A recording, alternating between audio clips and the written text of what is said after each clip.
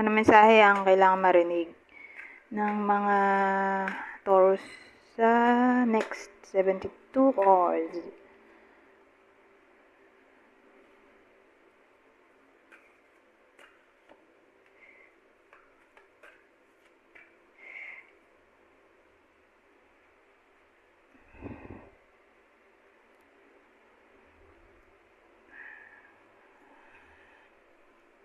O anong kwento dito?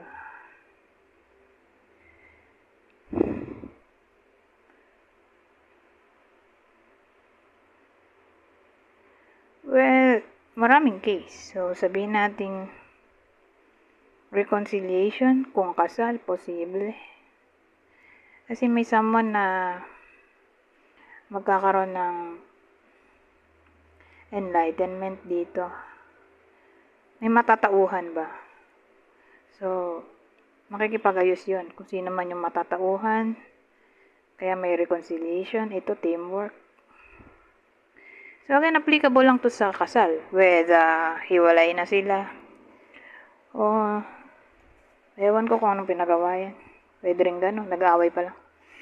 Magkakaayos din. Ngayon, kasi apology rin to eh. Ano ba yung naisip ko kanina? Nakalimutan ko na. Ano ba yan? Yung pangalawang senaryo, ano ba yun?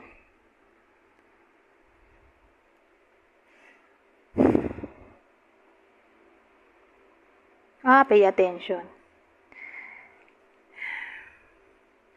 So, dito sa case na to, sa pangalawang senaryo, pay attention.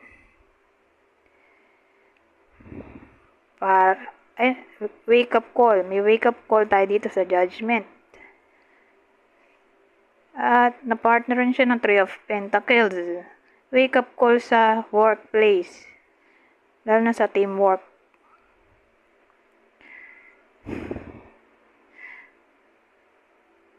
Kasi may hermit tayo doon, no?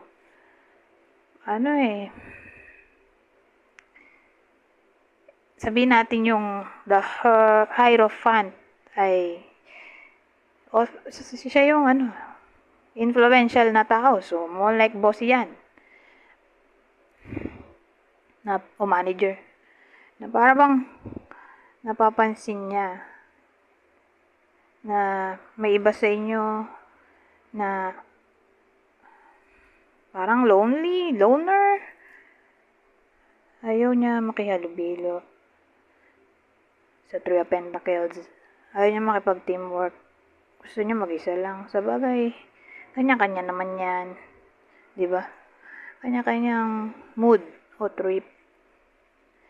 Kaya lang kasi kapag nasa work, usually, hindi ka pwede mag-desisyon mag-isa. Kailangan mo lagi isaalang ang iba. Na para bang kailangan mo makibagay palagi. So, maapektuhan kasi nito yung performance ng iba sa inyo pag nakikita nitong boss na ayaw ng iba sa inyo makihalubilo sa iba. Kasi, lalo na kung probationary pa lang. May kasi yung grading system. May grade yun. Yung kung nakikipaghalubilo ka ba sa boss mo, sa mga ka-workmate mo, may tawag dito, grade. Ewan ko sa iba, pero dun sa pinag-applyan ko dati meron. Pinifill outan yan ng boss. Ng HR o supervisor, depende. So, kung sino man yung mag-fill out at mag-grade siya, minsan nga leader pa. So, kung probationary, di pa permanent, laging mag-high. Lalo na sa boss. Kahit di mo siya gusto. Kailangan mo mag-high. Lagi mo kausapin. Ngayon, kung permanent ka na, ganun pa rin.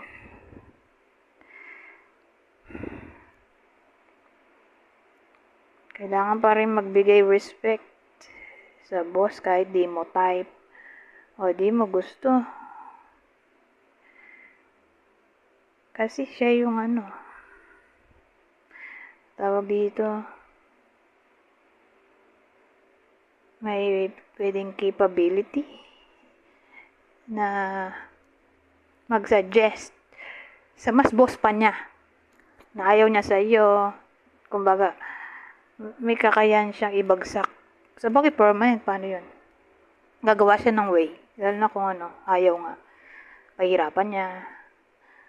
Maraming way para yung ayaw niya employee ay kusa nang umalis. So beware.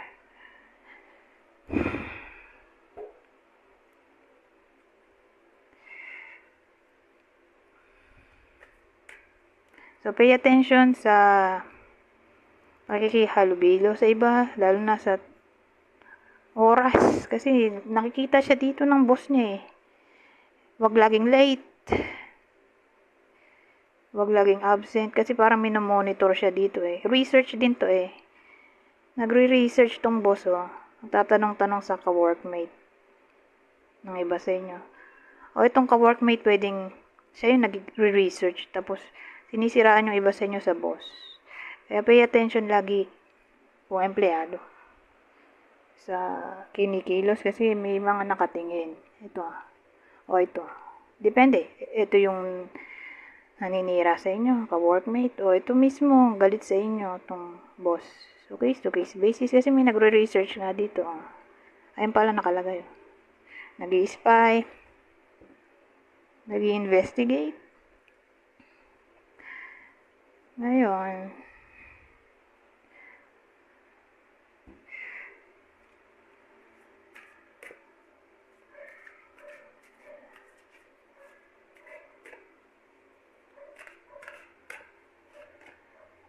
Five of Thought. Five of Swords yan, pero basahin natin.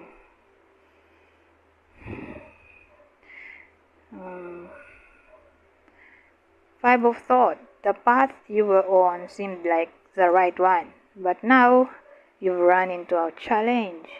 There's a better direction for you that will make you much happier in the end. Changes are necessary so that you can get back on track. Avoid negative people who are draining or who bring unwanted drama into your life. So, ito na siguro yung advice. Doon nga sa sinasabi kong may toxic sa connection ng iba sa inyo sa workplace. Pwedeng yung boss mismo o yung ka-workmate.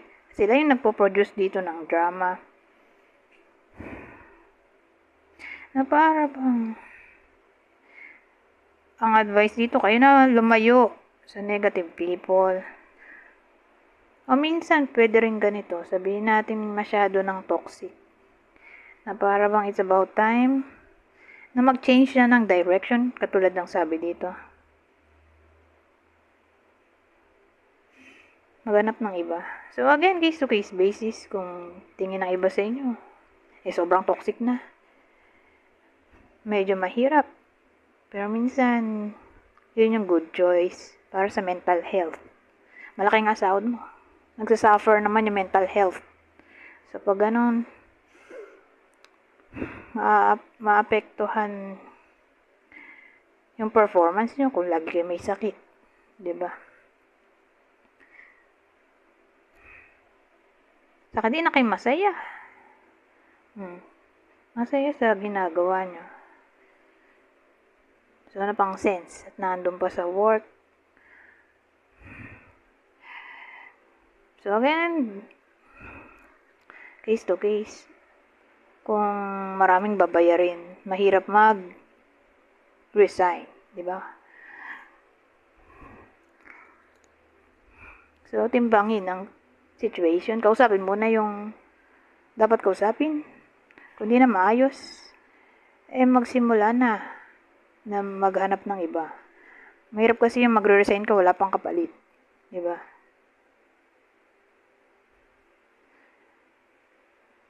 So, gano'n. Maghanap muna ng kapalit kung di na talaga kaya. bago mag-resign. Anyways, hanggang dito na lang. Goodbye for now.